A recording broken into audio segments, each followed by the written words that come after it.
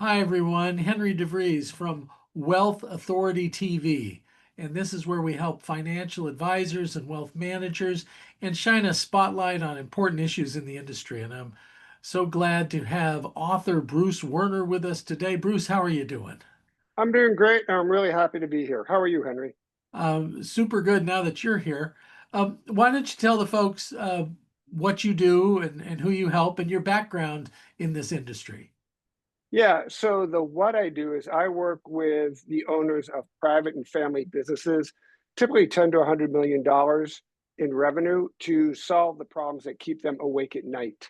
Um, Typical assignments including buying and selling companies, building growth strategies, building and fixing management teams, everything in and around the boardroom, and the special situations where they just don't know who to call.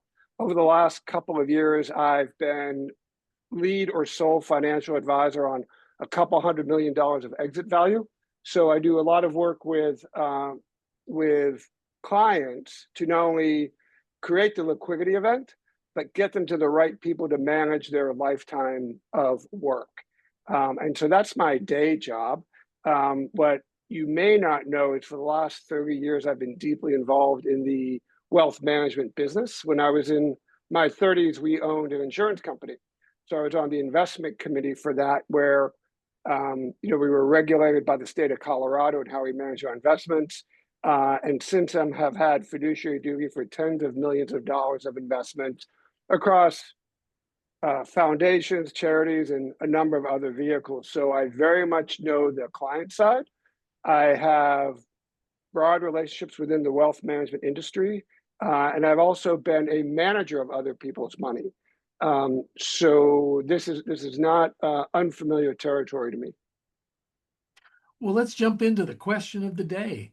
Mhm. What could the industry do to improve the image of financial advisors and wealth managers? I think it all comes down to trust and authenticity. As I reflected on my experience in the industry over the last too many years, there's a couple things I've kind of learned along the way and want to share. We all know about compound interest as the greatest invention of man. Relationships compound just like money. And as you look at relationships, once they hit the 5 year mark and move to the 10 year mark, they broaden and deepen. Uh, and that's where the leverage is as being a wealth manager. You need to make time your friend, because with time, your relationships should get stronger. And the rule of seven will make you a lot of money. If you don't have that kind of strategic patience, then it may or may not be the right fit for you. And certainly, lots of guys who just, they want to get on the new thing, the new crypto, whatever, and that's fine. But if you really want to be a steward of other people's capital, you need that strategic patience. The other big thing is really what I call fit and strata. As you look at the wealth management industry, for a long time when I try to match clients with advisors, it starts with, well, how much money are you trying to manage? Because the person with a $500,000 account has different needs than the $25 million account. And the advisors who are well suited are very different. Certainly have met guys who run $500,000 accounts, think they can go land 25 million. It's going to be the nirvana of their career. You can always get lucky, and I would never discourage them. Um, but if you're looking to build a portfolio of durable relationships where you as the manager have security, where it's not one relationship which is driving your business, um, there's a benefit to knowing and staying in your lane. You can certainly grow capabilities over time, and that's good. Um, but you really kind of think about who who am I? Who do I want to be? What am I presenting to my clients? And that all goes back to the trust and authenticity. Most clients, maybe they read the reports, they'll listen to your update. A lot, at a certain point in time, they just want to talk about the grandchildren, and that's a true story from I hear from lots of advisors. Um, and they want to kind of live their life. Um, and so those are my observations from 30 years of working in the weeds. Recently, I heard the maxim that if you're not in the relationship business, then you need to get out of business.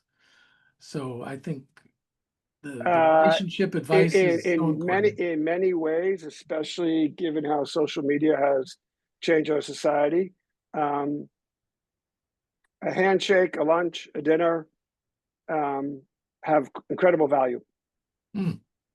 I remember a great lunch we had in Chicago not too long Joe's Stone ago. Crabs. There, good stuff.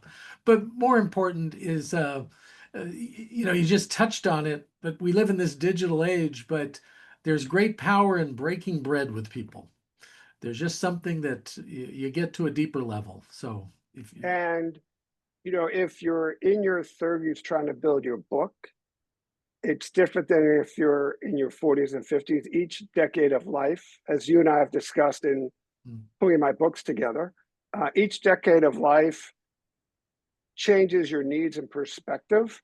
Your third eye starts to open. Um, and hopefully at some point in your 50s, the concept of wisdom starts to make sense, even though it probably doesn't come to fruition until your 70s. But if you're in the under 40 crowd trying to grow your book in a digital world, it's tough to distinguish yourself from all the robo advisors and the other stuff because your client base isn't used to doing business through a relationship. And the digital world can help you find prospects, but your clients will age. And when they get into their 40s and they have kids and they're starting to worry about college and they're in their 50s and worry about paying for college, they're going to change also. And so, I don't suspect that they're going to be looking to TikTok for advice when they're in their 50s. So play to where the puck's going, as the great one said. yes, I think we're going to do a whole episode on millennials and Gen X sometime because other Well, than if you can boomers, figure it us out, let me boomers, know. it's a different breed of cat. Okay. Well, that's all the time we have for today. But Bruce, was there anything else you wanted to cover before we say goodbye? Well, first of all, thank you. Second of all, always interested in making new friends and working with new clients. I'm based in Chicago, but I work all over the country. Clients who the way I work with wealth advisors today is I'm on the front end of the process that creates a liquidity event. Um, and so that's why wealth advisors tend to want to know me, and I'm always happy to make new friends. There you go. Well, thank you so much for your time. And to all Thanks, the Henry. viewers, you're welcome. And to all our viewers, stay healthy, wealthy, and wise.